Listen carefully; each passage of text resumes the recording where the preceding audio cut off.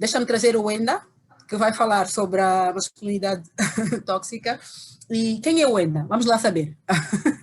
O Wenda, obviamente, é um homem, e nós trazemos, porque é também psicólogo clínico, é pai, é terapeuta familiar sistemático, formador e pesquisador, e faz capoeira também. Portanto, anda com muitos chapéus, não é? Ao longo dos 20 anos de profissão, ele tem desenvolvido no seu trabalho na área de promoção de competências de jovens, famílias, profissionais e comunidades, com especial interesse na integração da africanidade e da negritude no trabalho que desenvolve na diáspora através de temas como a multiculturalidade, o racismo, a masculinidade, a negritude e a espiritualidade também. Atualmente é diretor clínico e terapeuta do espaço Yanda, que fundou, para onde nós temos referido vários clientes, e é técnico superior num centro de desenvolvimento comunitário em Lisboa. Obrigada, Wenda. Eu deixo espaço para que tu possas falar. Boa noite, boa noite. Bem, o meu trabalho a fasquia subiu muito, Tchela, isso não se faz, não é? Quer dizer, temos de ter alguma dose de piedade com o restante dos colegas. Portanto, agradeço muito a este pontapé fantástico de saída. Agradeço também a estas excelentes senhoras que me convidaram para ser o infiltrado aqui no meio de um painel ilustre cheio de mulheres. Aqui venho eu a falar um pouco de machismo tóxico. Eu vou também começar por apresentar aqui um PowerPointzinho para partilhar um bocadinho com vocês. Espera que eu e a tecnologia tenho que primeiro compartilhar a tela. Está aqui.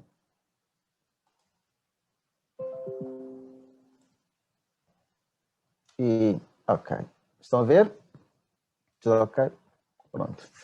Então, em primeiro lugar, agradeço e peço licença aos meus e às minhas ancestrais, aos meus mais velhos e minhas mais velhas, aos todos os mestres e todos aqueles que me têm ensinado e que, no fundo, têm aberto caminho para mim, porque nós só chegamos onde estamos com a ajuda de quem veio antes. E às minhas colegas de conferência que estão a fazer um excelente trabalho, tanto na organização, quanto na divulgação e quanto nos temas. E a todos os que nos estão a ouvir. Okay? Portanto, espero que tenham paciência para me ouvir. Eu vou tentar ser um bocado rápido, também não me perder, porque às vezes a falar perco um bocadinho. Bem, quem é o Wenda? A Moala já esteve a falar um bocadinho de mim, muito bem, obrigado, está muito bonito. Eu sou pai, né? Acho que essa é a primeira coisa que eu me identifico, né? Que é a questão de ser pai. Sou pai de cima de duas meninas, portanto a questão do feminino e do masculino são coisas que me interessam desde já há algum tempo. Tenho exercido a minha área profissional dentro da psicologia clínica e da terapia familiar. Tenho trabalhado muito com jovens de bairros, assim, na zona de Lisboa, mas também a nível da terapia clínica, trabalho muito com adultos e com famílias, muitas africanas, afrodescendentes, tanto na diáspora como no continente, e utilizo uma linha terapêutica que é a psicoterapia sistémica, em que o grande foco é justamente pensar as relações que existem entre os vários elementos de uma família. Atraído que sou, até porque vivendo em Portugal, isto era quase que impossível não acontecer, não é? Uma pessoa deparar-se muito facilmente com as questões das culturas diferentes que se juntam e que se chocam, e portanto interessante também pelas áreas da interculturalidade e da multiculturalidade, e também por estar a viver longe do meu país, questões ligadas à ancestralidade também me atraíram muito, não é? Portanto, eu queria começar aqui esta provocação ou esta conversa apresentando aqui um videozinho sobre uma campanha que foi feita no Reino Unido, só para nos pôr assim no moodzinho, ok? Eu espero que não haja problemas na passagem, portanto, se houver alguma questão, avisem-me, tá?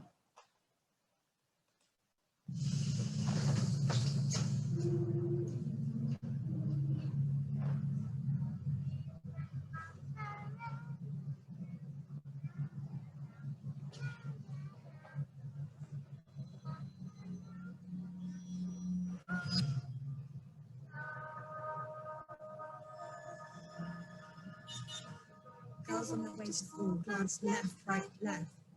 Reach for their phones, keep heads down as the men in their vans go, oi, oi, oi, all day long.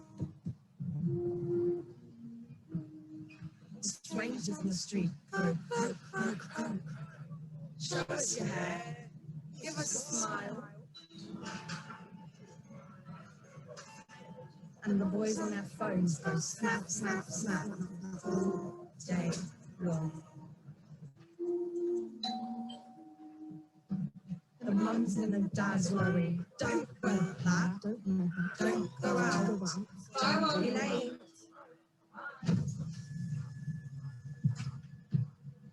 And everybody shrugs, it's part of growing up all day long. I say it's not okay.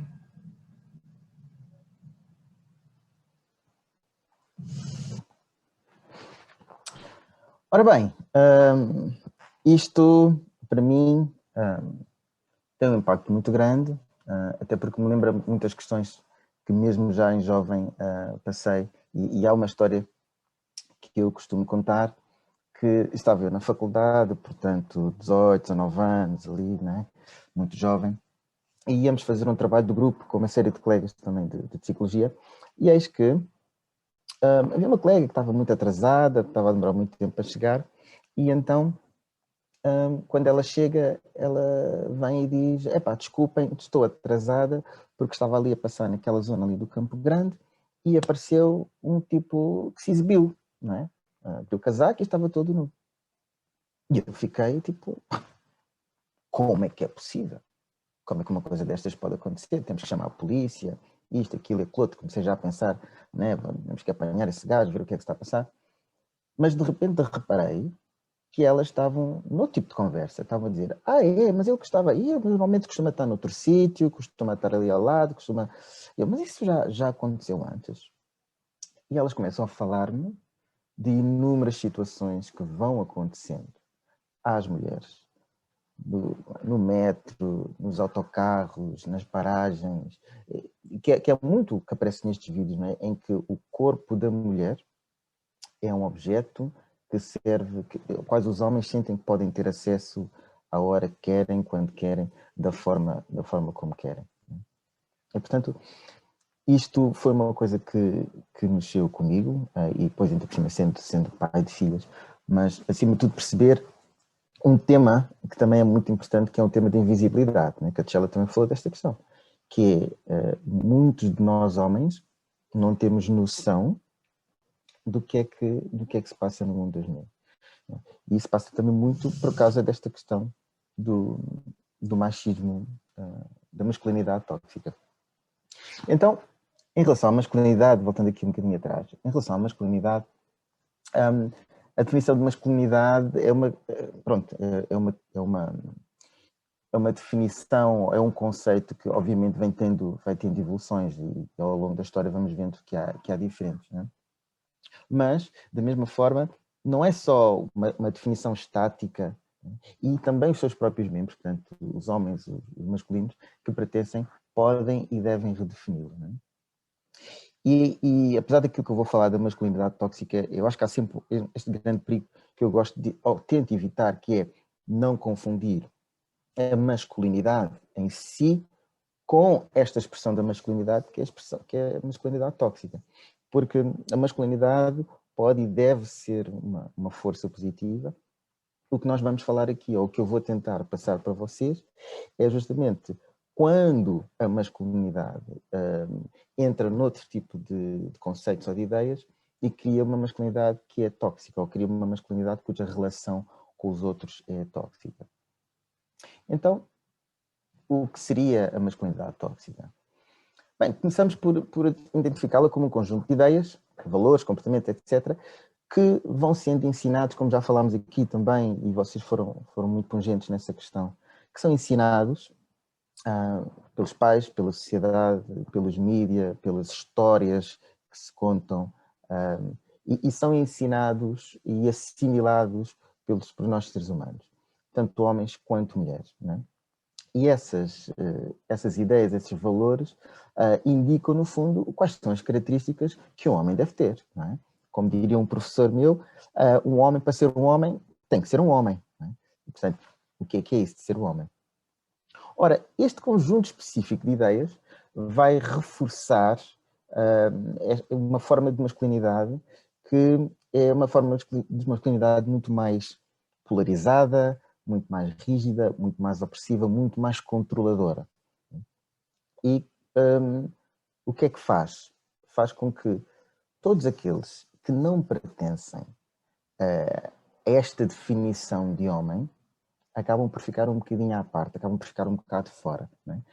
Que inclui, obviamente, as mulheres, mas não só as mulheres, os homossexuais, as pessoas às vezes portadoras de deficiência, os idosos, ou seja, tudo isso, tudo que não é homem, não é? Parece que não tem tanta importância.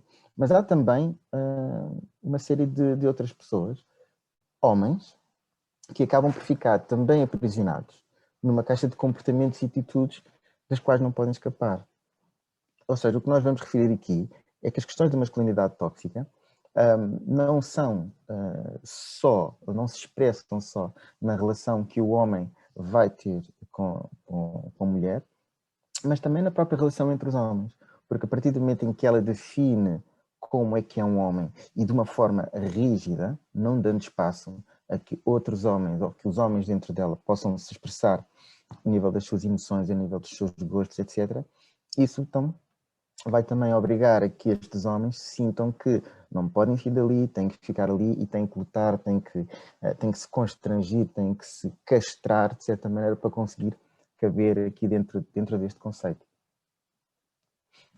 Então, vou trazer assim aqui alguns mitos, tirados aqui de um site também muito engraçado brasileiro, acerca daquilo que são os mitos que nós vamos ouvindo falar sobre o que é ser homem. Não é? Portanto, o homem não chora, que é dos mais básicos, não é? Portanto, o homem não pode expressar as suas emoções, não é? Porque senão é histérico, ou é assim, frágil, não é? Porque se está em contacto com as suas emoções, não pode ser, não é? Porque um homem não chora, um homem é uma parede, um homem é ali uma coisa assim fortíssima, não é? E depois tem que ser uma máquina, não é? O homem é uma máquina, porque sempre que houver oportunidade, ou mesmo que ele force a situação, ele deve tentar ter relações sexuais com a mulher, né? Porque afinal de contas é quase para isso que o homem serve. O homem é ali uma coisa hipersexualizada. Nunca leve desaforo para casa, isto muito no sentido, não da questão de ser submisso ou não, mas no sentido em que o homem tem que ser agressivo, ok? O homem tem que ser agressivo e direto, frontal, e portanto é quase que num confronto com outra pessoa não tem que procurar necessariamente a comunicação, o equilíbrio ou ceder, não. Perder não é opção, portanto o homem está lá para ganhar.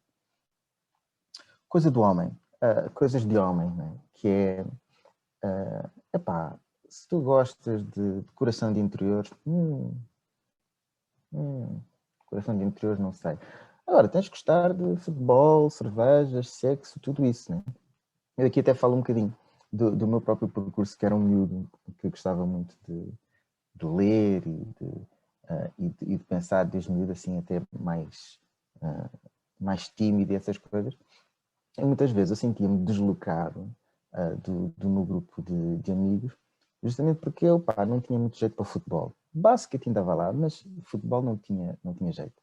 Não gostava de álcool, não é?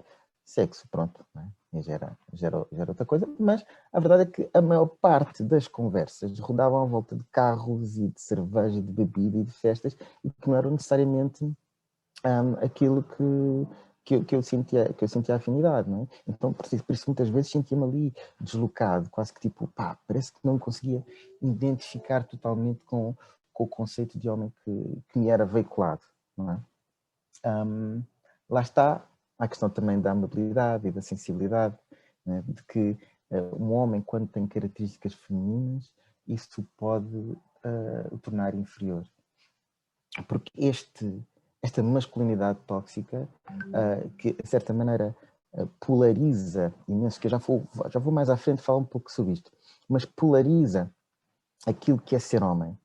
Ou seja, fica muito dividido o que é ser homem e o que é ser não homem, ou o que é ser mulher. E então, tudo aquilo que possa ser uma característica do lado feminino acaba por ser desvalorizado.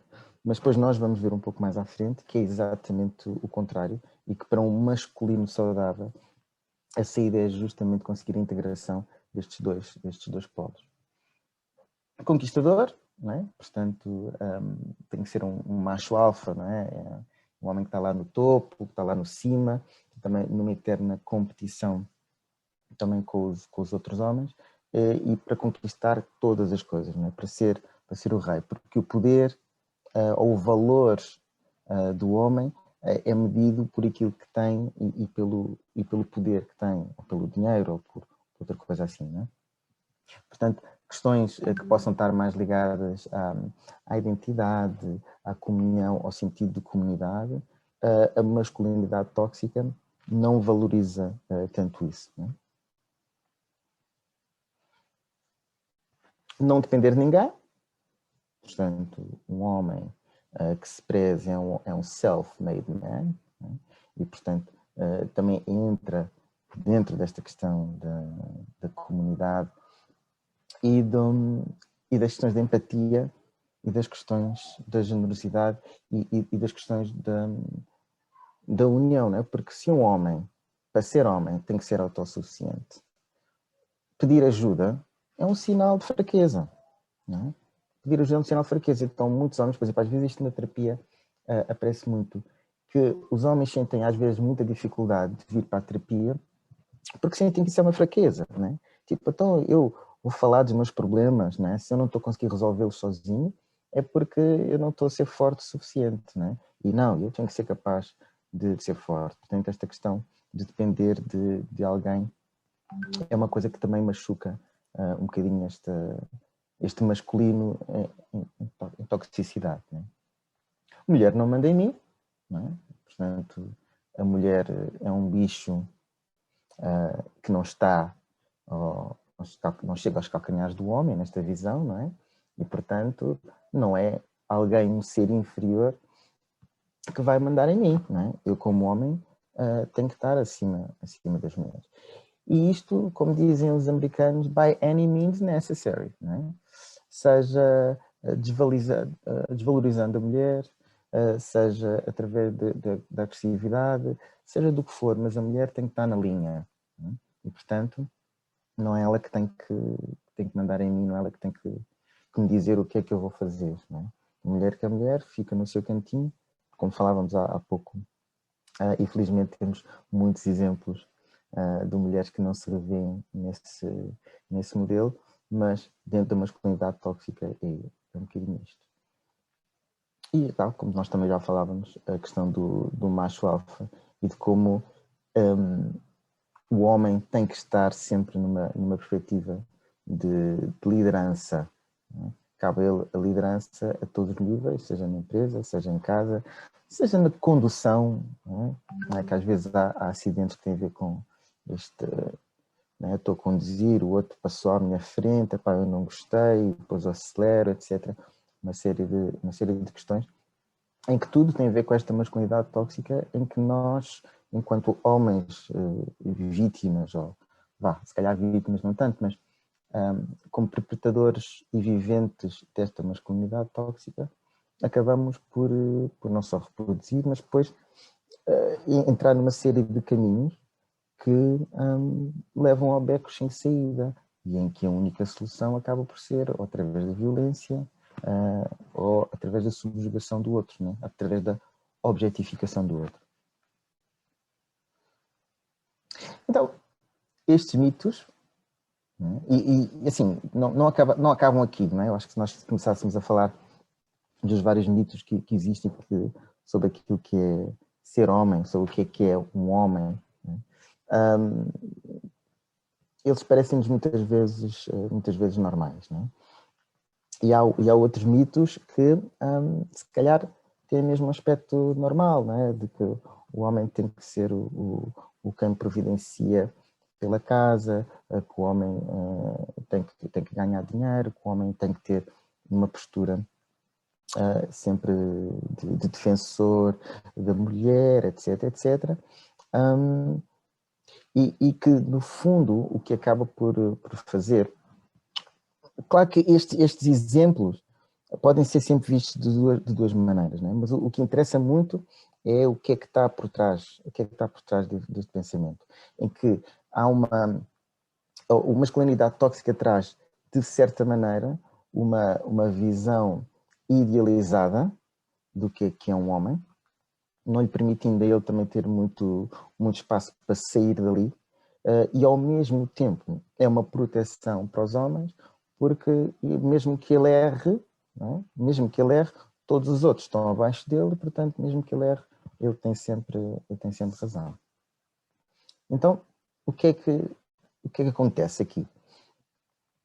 A masculinidade tóxica vai criar esta ideia de superioridade masculina, portanto, o homem é a razão, o homem é a inteligência, o homem é a força, o homem é a moral, portanto, o homem tem todas as qualidades positivas, não é?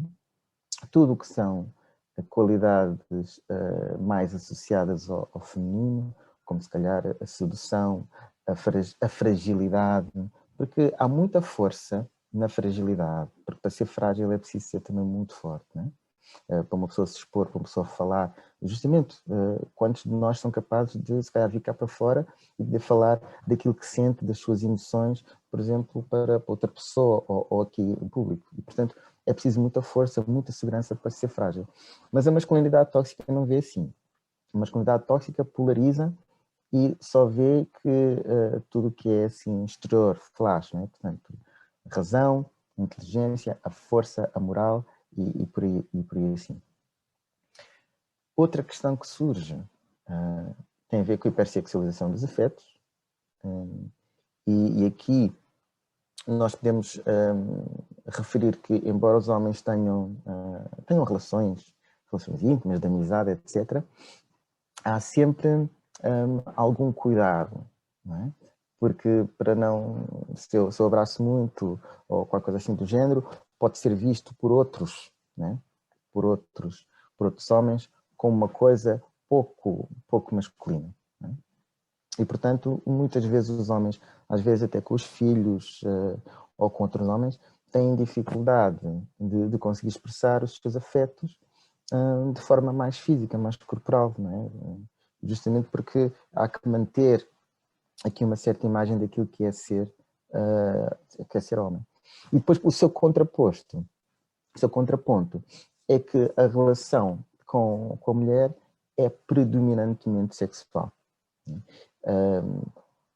Entre um homem e uma mulher existe uma míriade, um conjunto imenso de formas relacionais que existem, desde a amizade até de facto ao casamento, mas o homem tende a ver, também dentro desta masculinidade tóxica, tende a ver a mulher como um objetivo sexual, não é? Como ele conquistar aquela mulher é quase uma medalha para o peito, não é? É uma forma de se mostrar como esse garanhão que existe. Outro tema, daqui a questão da objetificação do outro, para mim isto é importante e serve também para sublinhar que as questões da masculinidade tóxica se expressam depois não só na relação que tem com o outro, mas de toda uma forma como é vivida a masculinidade, que tem impacto em coisas como, por exemplo, a ecologia. Porque quando o homem, numa masculinidade tóxica, tem esta visão de objetificação das coisas, em que só ele é que é superior, etc., há uma desvalorização também de tudo o que não é, inclusive, por exemplo, o ambiente, a natureza, o respeito pela terra, o respeito pelas culturas uns dos outros, por tudo o que não sou eu, não é? Eu afasto e acho inferior.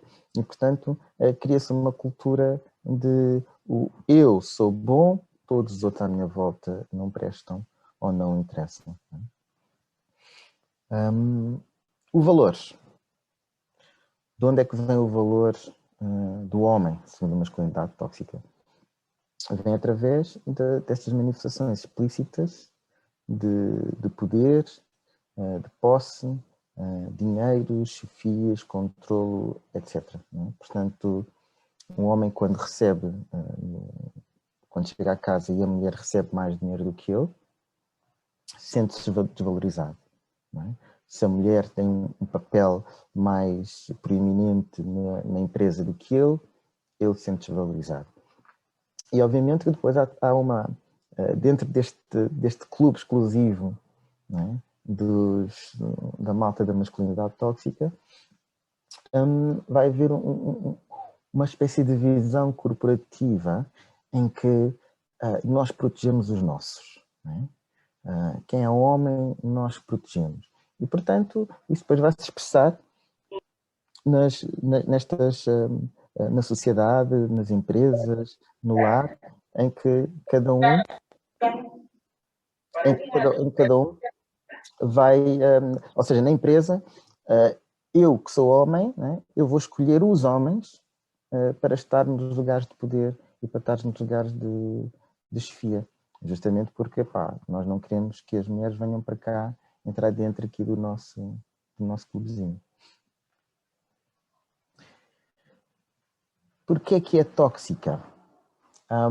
Aqui eu queria introduzir, é aqui que vamos começar um bocadinho, se calhar, a falar, ou vou tentar falar com vocês, acerca de outras formas de masculinidade. Não é?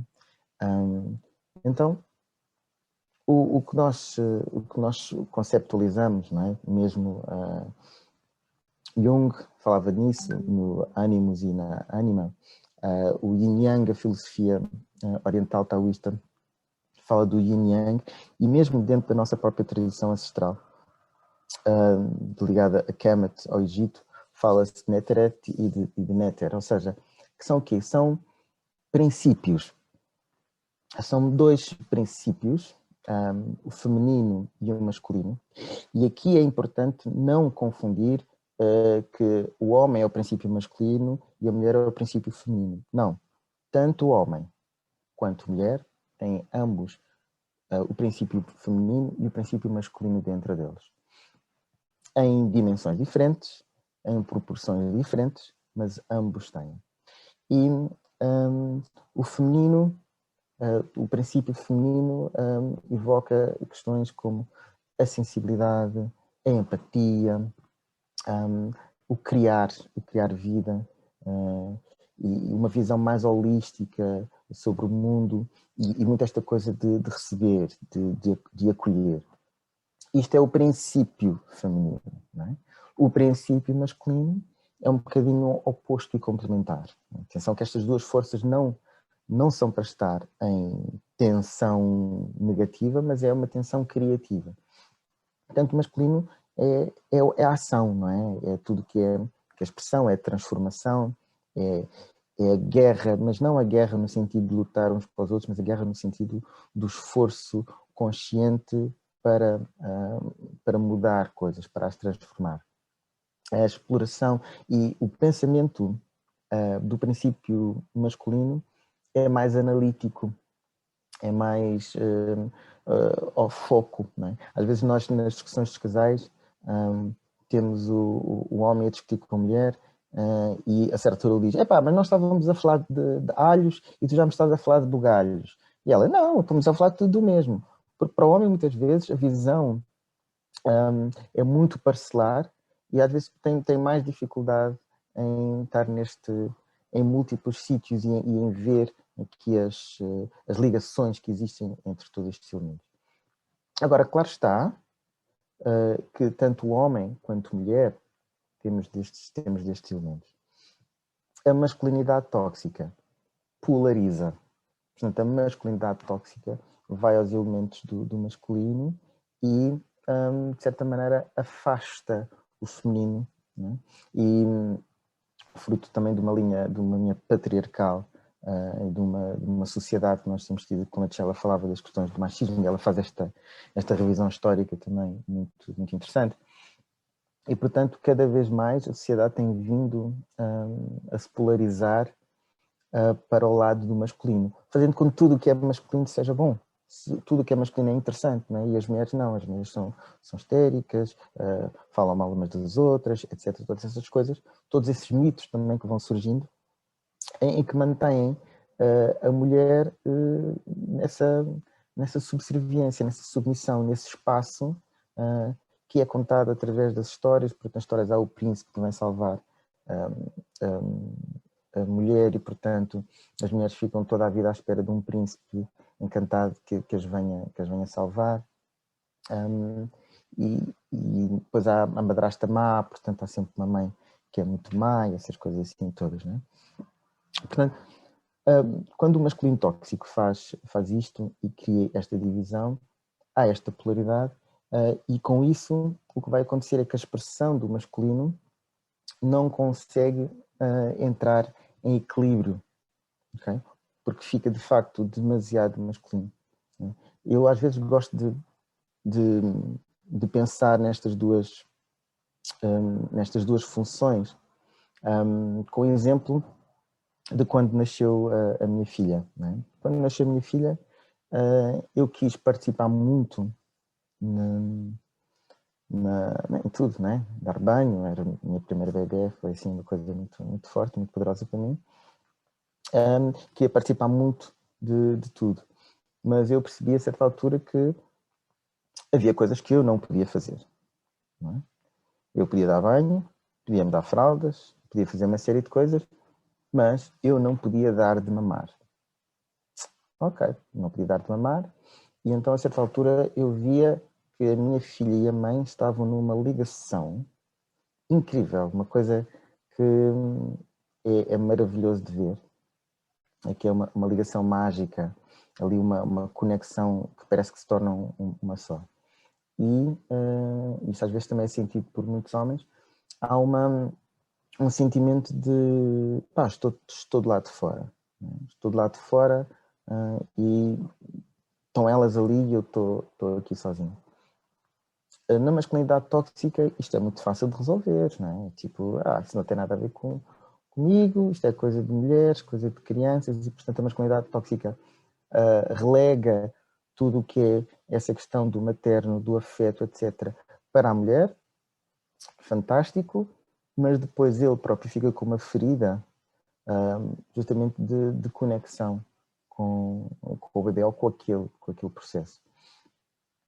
E há uma forma masculina de estar dentro desse processo, né? Porque de facto o arquétipo, que é o nome que nós damos a estes princípios, né? O arquétipo masculino tem algo de protetor. Não tem que ser o único protetor, mas tem algo de protetor. E naquele momento, aquilo que eu podia fazer para que aquele ato de dar de mamar fosse o mais bem sucedido, era eu cuidar para que tudo à volta da mãe e do bebê estivesse em paz e em tranquilidade. E quando eu consigo fazer isso, eu estou a contribuir para uma melhor qualidade da relação entre a mãe e o bebê, porque a mãe não está dispersa, não está preocupada com roupa para lavar, com o que é que se passa com a comida, nem nada do género, não é? Porque nem sequer tem que o fazer, não é? Porque naquele momento a função dela, que é a única que o pode fazer, é dar de mamar. E portanto o masculino e o feminino têm que dialogar, não é? Ou seja, o homem e a mulher têm que dialogar e conseguir criar uma complementaridade. Porque aquilo que a masculinidade tóxica faz é fechar os indivíduos em caixas de comportamentos dos quais não podem sair. Não é questão de, por exemplo, uma mulher dizer olha, eu quero estar na cozinha, não é? Ou eu gosto de estar na cozinha. Isso não tem mal nenhum, nem tem que ser visto como uma submissão da mulher. É um problema, é quando a mulher não tem opção. A mulher ou o homem não tem opção de exercer outros papéis dentro da dinâmica de casal, não é? Porque aqueles papéis ficaram designados para ela, independentemente da sua vontade, do seu desejo, independente disso, a masculinidade tóxica quer obrigar justamente tanto os homens quanto as mulheres a ficarem cada um no seu papel. E, portanto, se um homem quiser passar tempo, ou, por exemplo, lembro-me, no meu serviço aconteceu que houve um homem que pediu a licença de paternidade em vez da mãe. Não é? Ou seja, como é que é? Como assim em vez da mãe? Uma coisa é teres aqueles 15 dias, não é? Aqui cá tens para estar um bocadinho ali com os dois. Outra coisa é ele dizer, não, eu é que vou ficar em casa com a bebê. Fica tudo assim um bocadinho, isso é papel da mãe, sabe? Mas porquê é que tem que ser, não é? Desde que as questões estejam asseguradas, desde que o afeto esteja assegurado, até porque na altura aquilo também tinha outros contornos, porque assim poderiam ficar os dois em casa, não é? Mas muitas vezes a masculinidade tóxica impede os homens também de estarem noutros papéis, porque o homem tem que ser um homem, não é? O homem não pode ser um não homem, tem que ser um homem. Então, o que eu diria era que, ao adotar uma visão parcial e segmentada da experiência masculina, a masculinidade tóxica vai impor pela força e dominação papéis de género que têm condicionado a vida de todos à sua volta, impedindo homens e mulheres de atingirem o seu potencial expressivo. Portanto, este é, quanto a mim, o problema da masculinidade tóxica. Porque isso depois tem reflexo nas relações.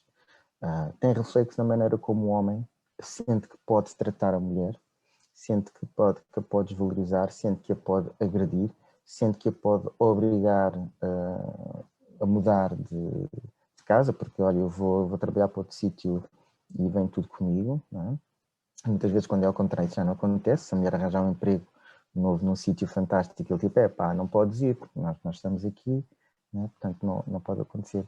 E, portanto, há todo um empoderamento do homem dentro da masculinidade tóxica que lhe permite ser quase um supra-sumo.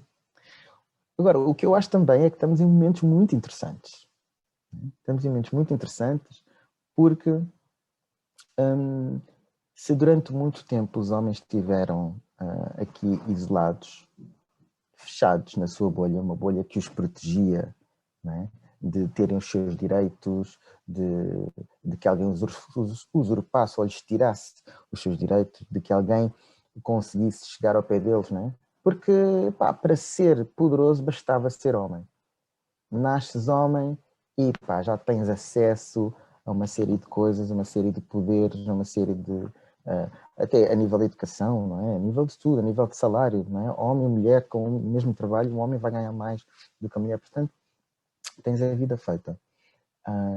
Mas, cada vez mais, até muito por pressão justamente das mulheres e das teorias feministas, as mulheres começam a questionar essa situação. As mulheres começam a dizer, se calhar essas histórias que nos têm contado não são bem assim.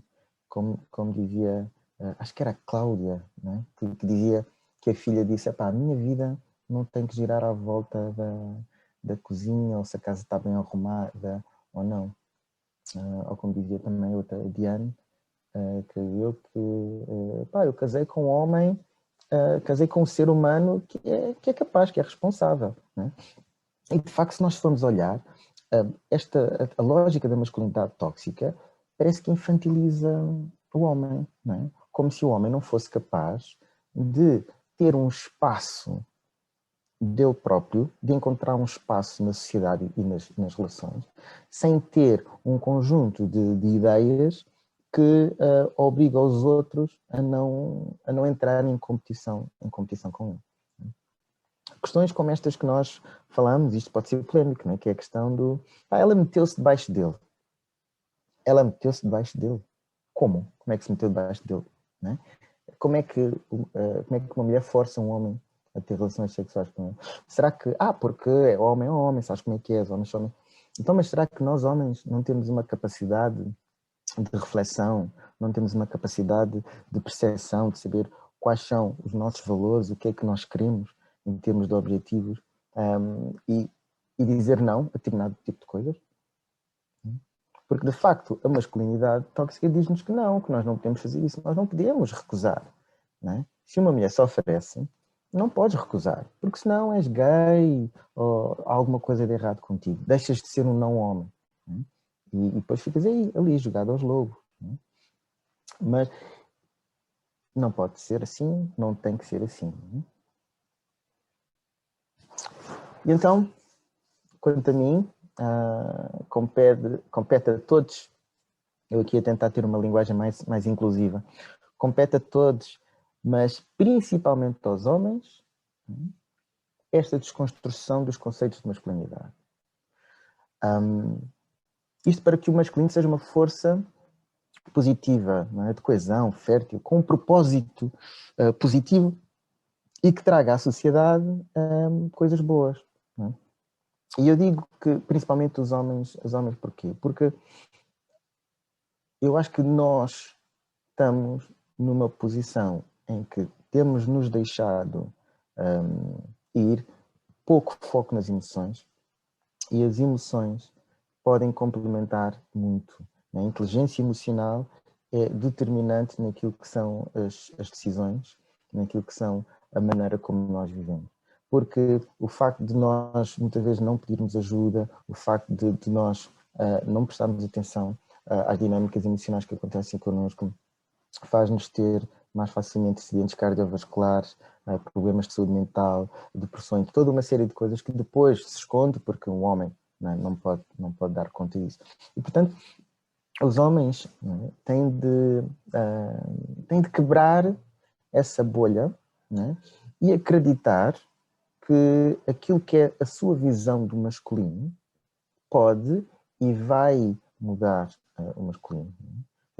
Acho que é, entre aspas, muito entre aspas, nós temos que sair do bolho armário, não é? E começarmos a viver a nossa masculinidade da maneira como nós a entendemos e desconstruindo essas histórias passadas e pensando mais o que é que a minha masculinidade pode estar ao serviço de uma melhor sociedade. Não é? Qual é a maneira em que eu, sendo masculino e eu sendo estas coisas que eu tenho, não é? E eu posso ter características mais físicas, mais dinâmicas, mais protetoras, mas que eu vá construir uma sociedade que é equitativa, que há espaço e oportunidade para todos, não é? Porque enquanto homem eu quase diria, usando a própria lógica, não é? Que se eu sou também um cuidador, um protetor, um transformador, então eu tenho que fazer isso ao mundo. Mas para fazer isso eu tenho que também estar aberto a este outro lado que eu tenho dentro de mim, mas que tem estado meio adormecido e pouco investido, que é o lado do feminino. E quando eu digo lado feminino, não é ser mulher, né? Mas é interiorizar que, por exemplo, se eu vou... Uma coisa é, ok, eu gosto de lutar, gosto de coisas, mas é preciso ter um propósito, não é? É preciso ter um propósito para as coisas que nós estamos a fazer. E a certa altura nós olhamos para a nossa sociedade e a nossa sociedade procura, o masculino procura coisas sem propósito, não é? Acumulação, não é? Acumulação de para quê? Não sabemos muito bem, mas é uma acumulação, porque o nosso valor é medido através do poder e das possessões, estamos a acumular. Mas se aquilo que nós temos, sejam eles privilégios, dinheiro, etc., não é algo que está a fazer da minha comunidade um sítio melhor, não é? Então isso significa que estamos sem propósito, estamos altamente individualizados. E esse então é o paradigma desta masculinidade tóxica, né? Que é altamente individual. E esquece o lado feminino, que é o lado comunitário, que é o lado da coesão. Agora, quando nós conseguimos pôr o nosso masculino orientado com propósito para a comunidade, para a família, para a comunidade, para o país, para o mundo, para o planeta, eu acho que aí sim, aí teremos uma masculinidade saudável. Proponho aqui algumas ideias de como nós, homens, podemos começar a pensar nestas questões. Uma delas é a base, né? Aceitar que há várias formas de expressar a masculinidade e, portanto, não é o outro que define o que é a minha masculinidade. Eu tinha um amigo meu que dizia uma coisa muito engraçada, né? Que eu me fartava de rir, que ele dizia, isso referindo-se ao Brasil, ele dizia assim, é preciso ser muito homem para ser gay no Brasil, não é? Porque é um país onde existe uma violência homofóbica muito grande. E eu dizia, pá, para eu me assumir como gay, não é? Epá, eu precisei lutar contra muita coisa, não é? Eu precisei ser mais homem, não é? Do que muitos homens que não teriam coragem de o fazer. E, portanto, isso é muito engraçado, não é? Porque faz-nos aqui pensar ou rever aquilo que são os nossos conceitos de masculinidade, que muitas vezes está muito associada à questão da sexualidade, não é? Portanto, é homem se for o garanhão, se for o tal mito. Portanto, eu acho que um dos primeiros pontos é aceitar que há várias formas de expressar a masculinidade e que elas nos podem ajudar. A diversidade ajuda-nos a conseguir perceber mais soluções. Depois eu acho que coisas que já existem e que são fantásticas, grupos de discussão sobre o masculino. Já vai havendo homens que se juntam para tentar perceber isto, para tentar perceber como é que a emoção se pode manifestar no homem. Como é que nós, por exemplo, conseguimos ser mais, ter aquela ligação com os nossos filhos que se calhar os nossos pais não tiveram connosco, não é? Porque fomos muito educados para a ação, para fazer, para a meritocracia, não é? E às vezes, se calhar, palavras de encorajamento ou de ajudar a ensinar as crianças a identificar as emoções, e quando está triste, quando está alegre, a empatia com o outro, perceber o que é que os outros estão a sentir, é uma coisa que também está pouco treinada nos homens, né? As mulheres têm um faro para as emoções mais apurado. Tem a ver com treino, também tem a ver com esse princípio feminino, mas também tem muito a ver com treino, porque são logo desde muito cedas ensinadas a tens que prestar atenção, não é? Ao que está a acontecer na casa, porque o teu pai ou o teu irmão mais velho ou o teu tio ou precisa de alguma coisa e tu tens de estar lá. Não é? E aos meninos ensina-se, pronto, vais para o sofá ou qualquer coisa assim do género. Portanto, estes grupos de discussão são um espaço também onde os homens podem, em liberdade, sem medo de serem julgados, poderem falar sobre a sua experiência do masculino e pôr cá para fora e poder também, de certa maneira, discutir isso e perceber o que é que faz sentido na minha masculinidade, como eu vivo e o que é que eu gostaria que fizesse. O autoconhecimento, eu acho que isso é super importante. Não só nós olharmos para dentro, termos permissão, darmos a nós próprios permissão para perceber o que é que se passa na minha cabeça, para eu refletir. E também dialogar com o feminino, seja com as mulheres, seja com o feminino que há dentro de nós. Psicoterapia, mas isto eu sou suspeito, né, que sou um fã incondicional da psicoterapia, não é?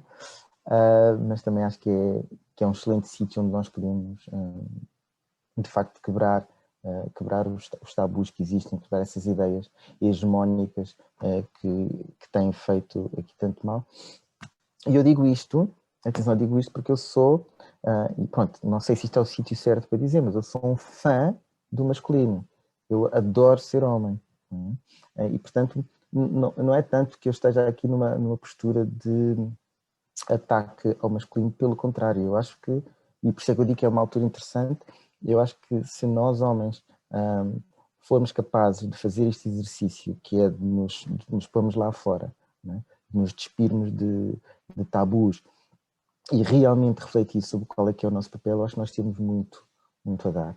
Em termos de masculinidade tóxica, esta masculinidade está a destruir relações, está a destruir os próprios homens que não se podem expressar, e portanto é algo que por si só, né, pelo seu nome, que é tóxico, porque produz justamente relações tóxicas. Agradeço-vos a paciência que tiveram para me ouvir.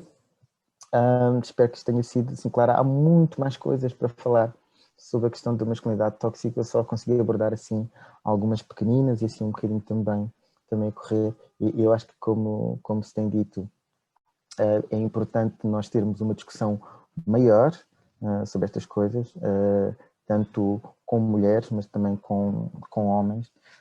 Eu sei que há aí uns homens, já vi uns homens aqui na muito obrigada, Enda. Foi uma apresentação muito forte. Eu sei que não é fácil resumir em tanto pouco tempo um tema tão incrível, né, que é essa masculinidade tóxica.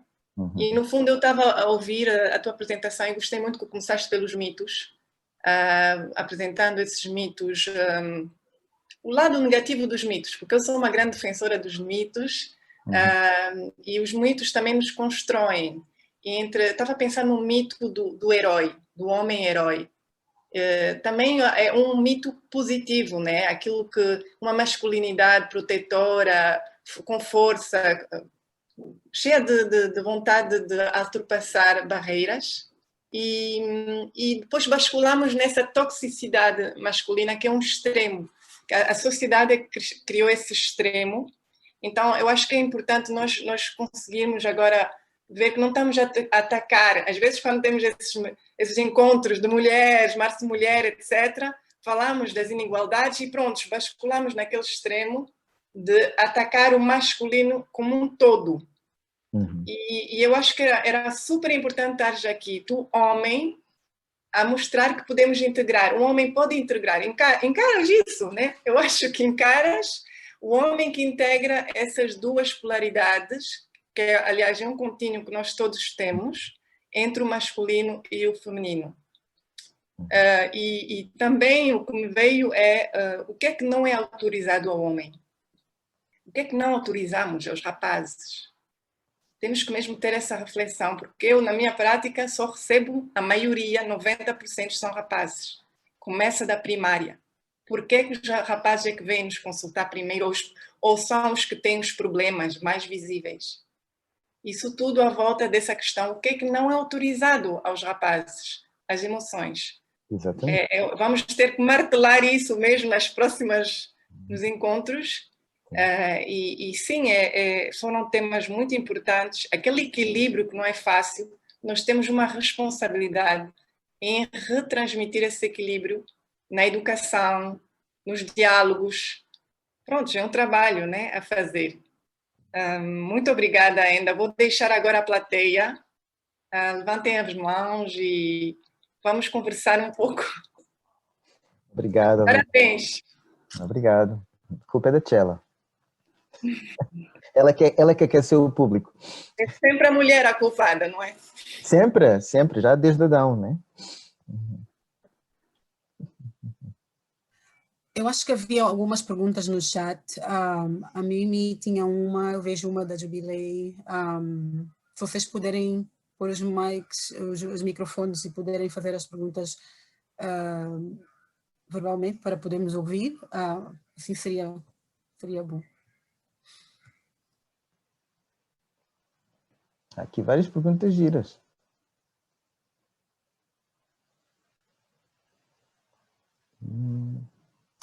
Ou ainda, se quiseres, lê as perguntas e tenta ver se consegues responder. Boa noite a Mimi, todos. Eu fiquei sem perceber, pensei que fossem as perguntas a seguir. Boa noite a todos e parabéns pela iniciativa. Primeiramente, muito, mas muito boa mesmo. Também parabéns ao Enda e aos outros, é que eu tive depois um problema com a minha conexão, então não consegui, quando eu estava, primeiro ouvia um bocadinho a Tchela. Também parabenizo, porque gostei muito da abordagem, a parte que ouvi, mas depois não consegui participar. E parabéns ao Enda também. Agora, é que eu estou aqui a procurar... ok. Eu escrevi o seguinte: todo indivíduo racionaliza a própria toxicidade, ou seja, a grande maioria, se não todos, entendem boa parte dos comportamentos e pensamentos associados à masculinidade tóxica, porque é o tema, como coerentes.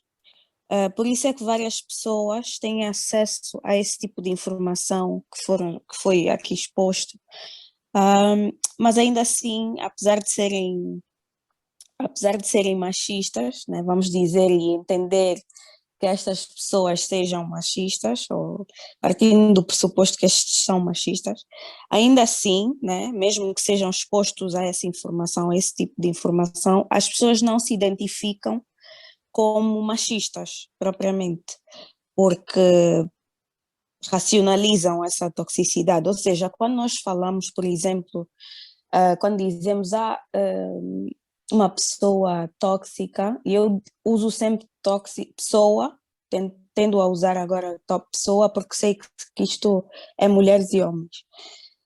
Uma pessoa tóxica, por exemplo, acredita que o homem deve sobrepor-se à mulher, ou que o homem é superior à mulher, ou um homem tóxico vai imprescindivelmente agredir uma mulher. E há várias pessoas machistas que, se formos a perguntar assim, respondem que não acreditam que uma mulher deve ser agredida, não acreditam e não agridem mulheres, não acreditam que o homem se deva sobrepor necessariamente a uma mulher. Então, dessa forma, eu acredito que quando expusemos assim o assunto, talvez, pronto, muito poucas pessoas se identifiquem, ok, eu tenho esse tipo de comportamento, então logo eu sou machista e eu tenho de mudar. A grande maioria das pessoas é machista e a grande maioria das pessoas não se identifica com estas características, vamos assim dizer, que foram aqui apresentadas. Então nada muda. E eu queria perguntar, né, como é que, pronto, entendendo esta questão desta forma, como é que nós fazemos para que todos nós, homens e mulheres, mudemos propriamente e nos identifiquemos com esse tipo de comportamentos e esse tipo de pensamentos? Não sei se fui clara o suficiente, mas gostaria que abordássemos, ou que o Wenda de alguma forma ajudasse-me a perceber e a chegar a uma resposta ou conclusão. Olha, daquilo que eu percebi da tua pergunta, é que, se a gente mostrar isto, toda a gente concorda, não é? Mas depois, na prática, em casa, as práticas já são diferentes. E eu acho que o erro começa por aí, quando tu dizes que as pessoas não se identificam como machistas. Porque esse é o problema, que é quando tu não te identificas como machista, não é? Toda a informação que venha, que te poderia dizer que tu és machista, tu vais reformulá-la, não é? É tal coisa, não é? Do tipo se tu não és machista, não é? Tu não és machista, mas estavas ali com aquela miúda, querias dar um beijo, a miúda estava a resistir e tu forçaste o beijo.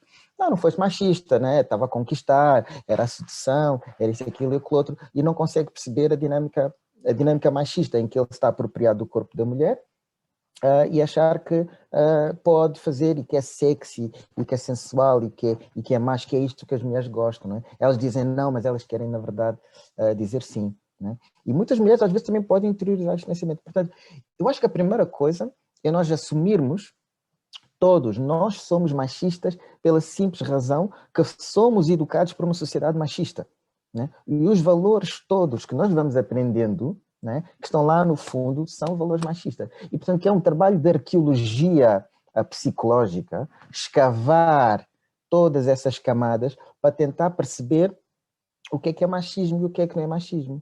Né? E depois nós podemos ter aqui alguns pontos de referência, que é cada vez que a minha atitude tira opção a alguém, tem que rever. Tem que rever, porque estou a entrar num processo de opressão. Né? Quando eu acho que a minha vontade tem que se superiorizar à de alguém. E eu posso dizer, não, porque as mulheres, lá está, né? Tu argumentas, não, as mulheres são muito emocionais, isto tem que ser uma decisão racional, eu é que vou decidir. Lá está, estou a desvalorizar aquilo que é do feminino, não é? E em vez de integrar isso que é do feminino, eu estou a desvalorizar para eu poder continuar com esta visão.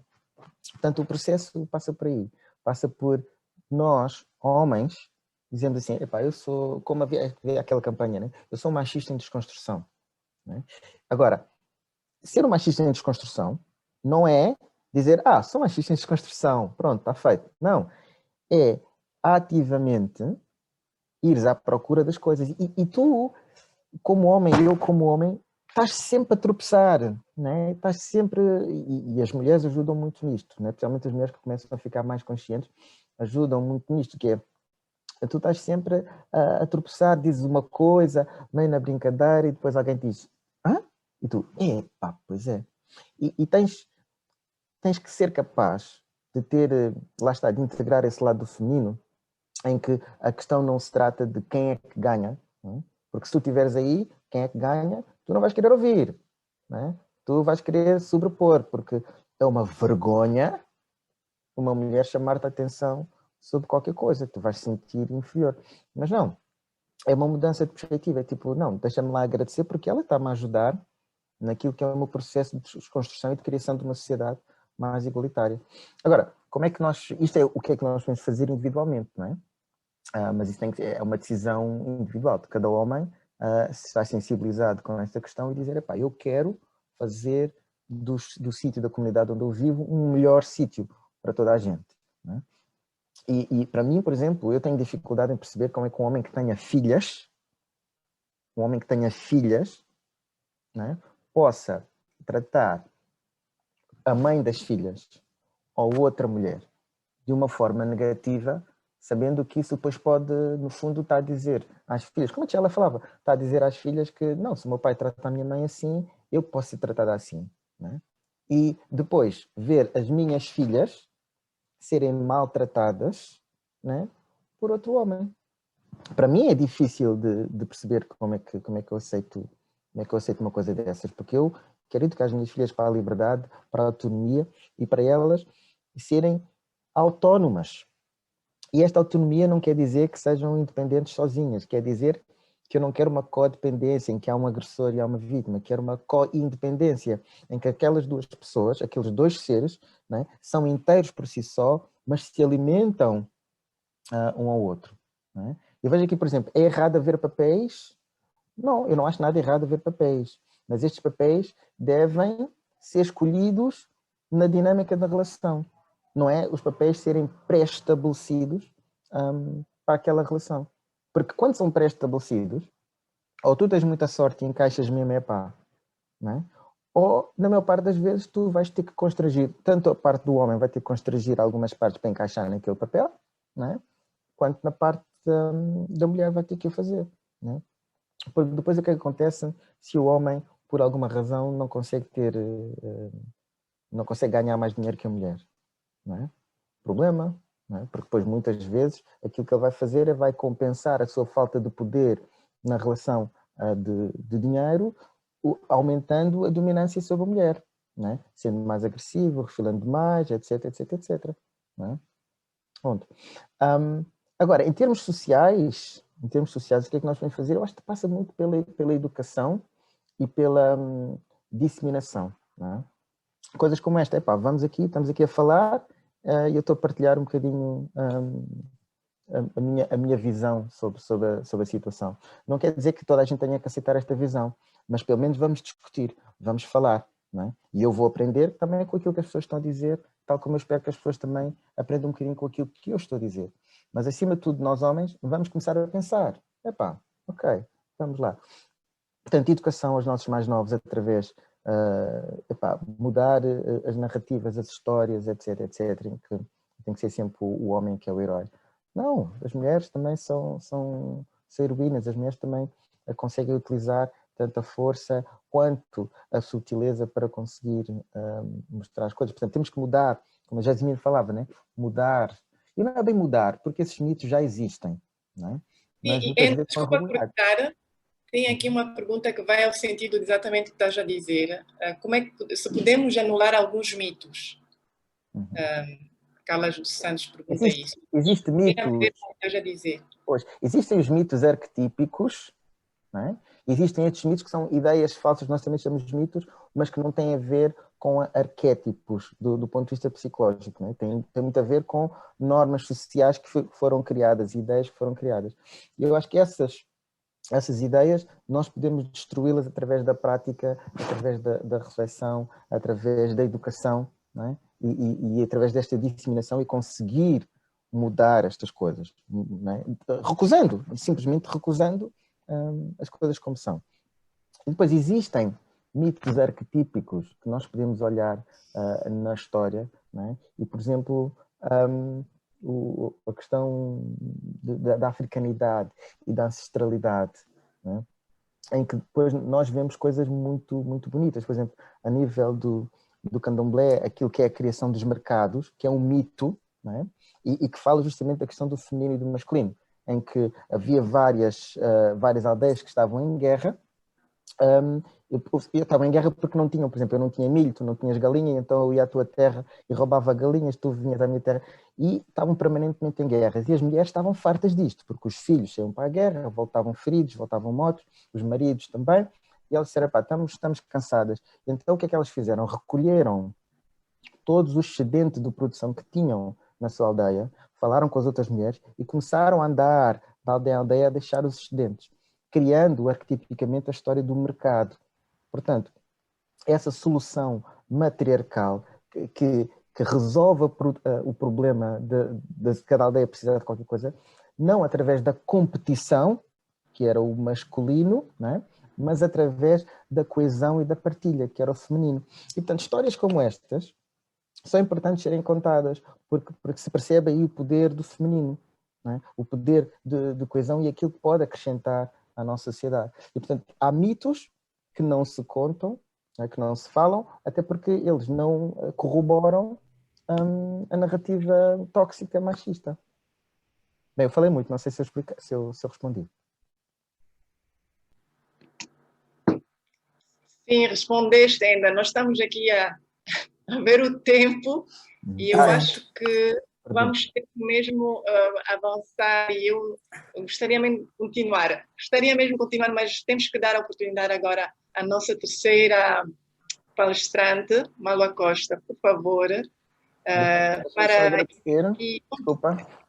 Deixa-me só agradecer a todas estas caras lindas e apresento estar aqui, que acho que é um momento paradigmático na nossa história. Portanto, muito obrigado.